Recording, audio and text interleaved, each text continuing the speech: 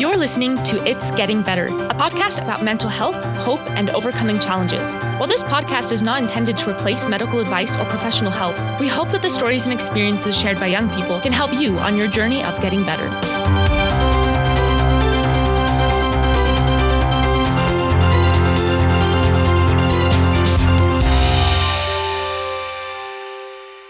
This is your host, Kate, and today I am talking to the incredible Mikayla. I first got to know Mikayla a little bit on social media a few years ago when I saw her posts and stories, and they were so positive. They were full of hope and light and kindness, and so I brought her on the podcast today to ask a little bit more about that. Hi, guys. It's Mikayla. Like Kate said, I try to make my social media, or like Instagram specifically, just a good place for like people to follow and be uplifted. But before I had that outlook, it was very, very different. So I'm kind of going to go back to the beginning and tell you all my story, I guess. When I grew up, my family moved a lot for my dad's job. And during my 6th grade year, we ended up in North Carolina, and that's where they start middle school. So that was my first year of junior high, basically. And I knew we were only going to be there for a year, and then we were going to move back to Utah. So that was nice that it was just hard, like moving after I'd been in one place for my entire life and then starting completely new in such like a new part of my life. Like, I don't know. I think I viewed middle school as like a way bigger thing than I needed to. But so yeah, I started 6th grade there, and I'm a very social person, I would say. And I like to like meet new people and like meet new friends and stuff. And so I was like nervous, but excited at the same time. And I remember as school was starting, like I was getting more and more nervous because I didn't really know anyone, but I was just like, it's going to be okay. Like, I'll be fine. I was doing a lot of classes I was excited for. So, yeah. But I remember seeing a couple of girls around my neighborhood, and I thought they were like super nice, super cute, and I wanted to become friends with them. And I don't know. I just think whenever I tried to talk to them or hang out with them or text them, ask if they wanted to hang out, they were just kind of not the most like inclusive people. And I would just kind of feel bullied and like whispered about and teased, and just like not the best environment. But I was like, it's okay. I'm just going to keep like reaching out to them as best as I can, keep trying to I just wanted to have friends. I mean, just like anyone does. So I tried to put like all that behind me. And then like, I remember reaching out and them saying like, oh, sorry, like we can't hang out. We have like plans and stuff, like we're with family or whatever. And then I would see like a Instagram post or a story that was like, they were all hanging out together, and they just like lied to me about it. So yeah, that kind of stuff was not super fun. That's kind of how the rest of the year went for me. It was just kind of exclusion and not the best vibes, I will say. I just remember being super hurt, and being lied to and being bullied is not a fun feeling. And I just remember being so frustrated. I was like, why is this happening to me? Like, I don't know what, I feel like I'm trying everything that I can, and I just feel like I'm not, like, nothing's changing. So I don't know. That was a frustrating period of my life, but the thing that got me through was like, I know I'm going to be moving back to Utah. I know this is only happening for a year, but yeah, I just kind of had a super negative outlook, especially on social media. Like, I remember I didn't want anything to do with it. I deleted all the apps that I had. I was just like, I don't want to be part of this environment because I have such negative like feelings towards it.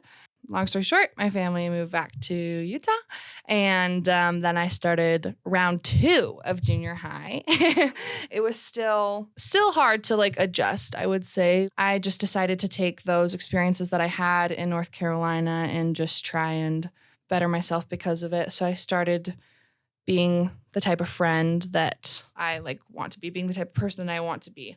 And I know now that I went through that year of hard times so that I could know the type of person I wanted to be, like inclusive, welcoming, kind. And I think that's like, I remember, like I said, like I was so curious, like, why is this happening to me? Why is this happening? Why is this happening to me?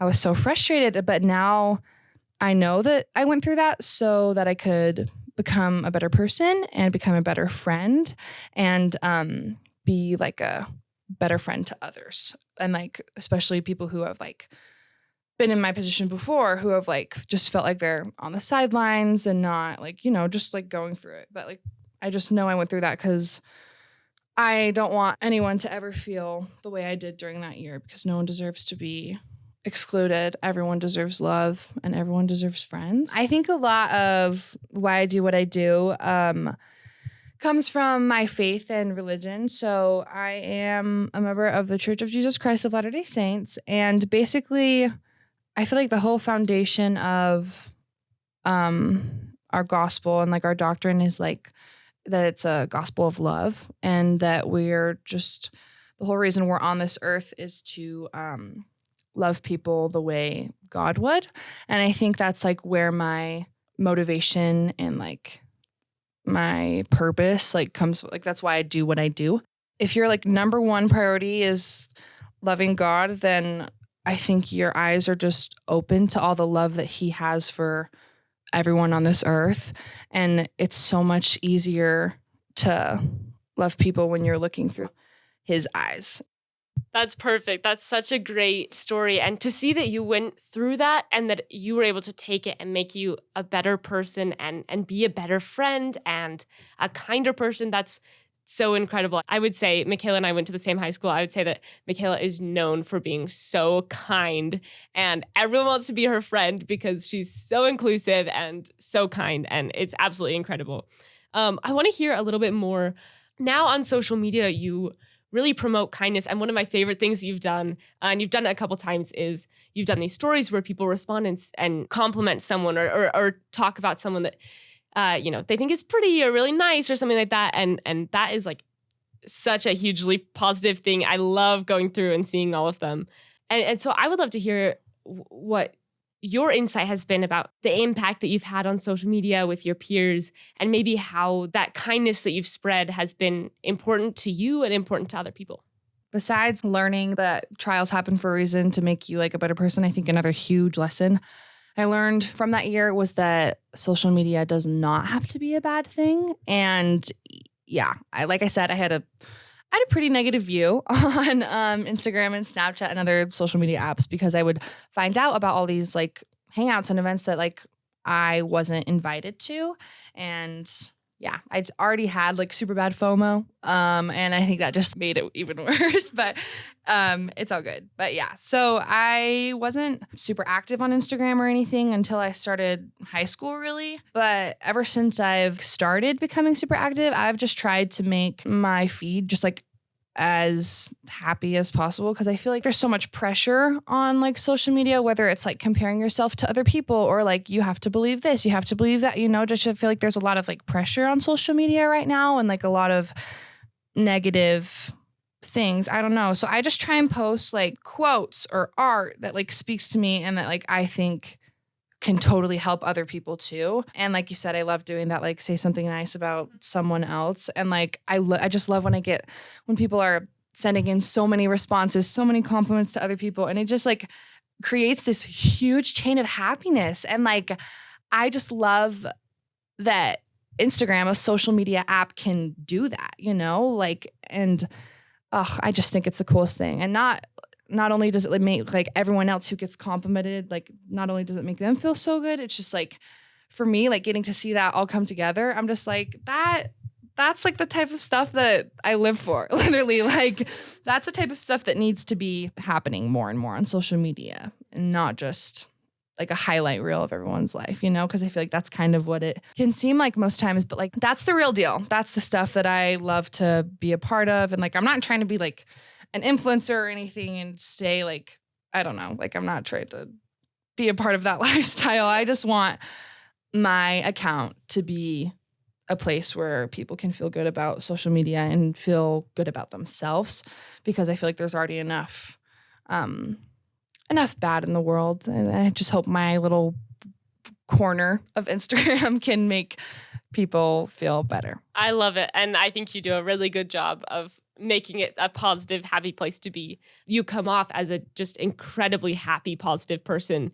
And so I would like to hear, how do you kind of like maintain your positive outlook? What have you learned about like taking care of yourself and maintaining like your positivity? Totally. I just don't love being sad. It's not my favorite thing in the world, but there are some times where it's needed and like you need to feel sad to like process stuff and cry it all out. You know what I'm saying? Like I'm totally love crying. It's awesome. I think that when I am feeling like off or like I'm not doing good enough or something, like when I'm just in a stressful mindset, headspace, I think, and this is something my mom taught me to do, when you're just like having a hard day, you're just like being super duper hard on yourself and you just like need a break. It's really good to just step out of yourself for a second and to go serve someone. And I think just like getting out of your own headspace, your own thoughts, and putting that energy on someone else is something so good. And I think service is so important. And not only is it going to make you feel better, but it's going to make the person you're serving, like it's going to make their day. So I feel like that's how I find like positivity and stuff in life, is just by focusing on all the good that I do have. But I totally have days where I'm just like, I do not want to see anybody. I just want to be by myself for a minute. And I am a big believer in self-care. Like, let me tell you, it is awesome. I love self-care because I feel like it's important and I don't feel like it's talked about that much. Some days for me, it's like journaling all my thoughts down, like writing it all out for me, like totally helps. Some days it's like just going on a walk, being outside, like in the mountains, listening to my favorite music, and sometimes I'll take my dog with me. Some days it's literally treating yourself to ice cream or one of your favorite treats. It just depends on what like you love to do and what makes you feel like yourself. But I think time alone is very crucial and very needed because, yeah, I just think, and it allows you to get to know yourself better. And like, I just think when you spend even just a little bit of time alone, it's just always good to get a break from everything, just the world, and just like have a day or an afternoon or even an hour, half hour where you really just like focus on yourself and take time to just give yourself a hug. Oh my gosh, I love it. I think that's so powerful. And I love what you said about self-care, because I feel like we don't leave a lot of room for just like connecting with yourself and finding yourself. So I think that's very powerful. That's so beautiful. And again, I think that mindset has come in a lot of ways from your experience, as where people didn't know everything you were going through, and your mental health was probably not so great when people weren't being very kind to you. So the goal is always just to be kind, which I think is amazing.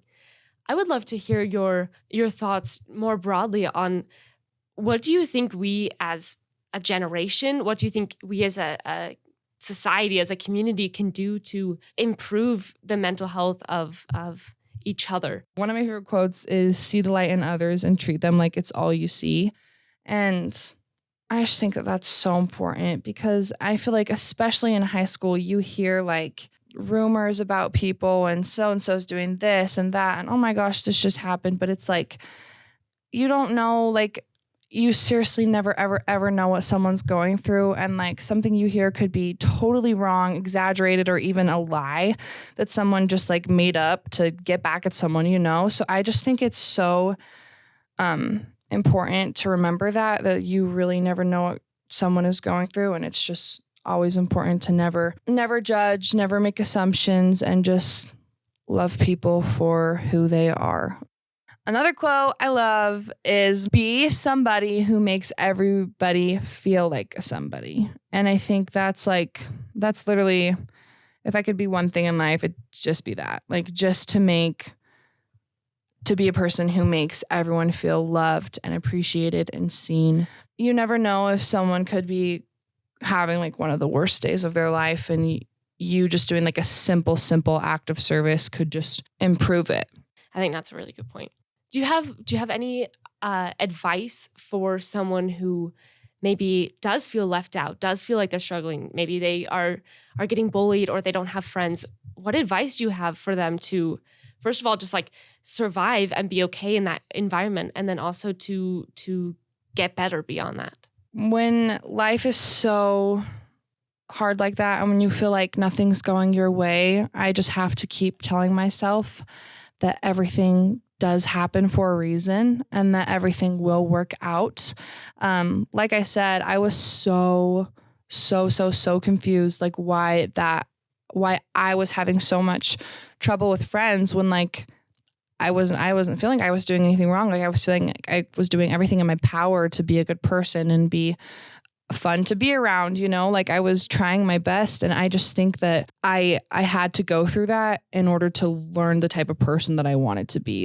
I would just say, when you feel like nothing's going your way and when you are just going through it, and like especially like people and stuff, like if you're having a hard time with friends, focusing on doing stuff like that you love and like stuff that you're passionate about, eventually I think everything else will fall into place. And I've seen that happen in my own life. Whatever you're going through, you're going to become a better person from it, and you're going to be able to help others because of it too. I think that's why we go through trials and hard things in our lives, is that we can heal and grow and help. I just really think that like if you are always like living in a mindset that like kindness matters, then like truly I think you're going to be like the happiest. Like I know that like I am most happy when I am helping or serving others. If being kind is your number one priority and like being a friend, then I really do believe that everything's going to work out. That is a perfect way to end. I love it. And I think you just excellently wrapped up everything that we've been talking about today. It was wonderful. This is It's Getting Better. Thank you for listening.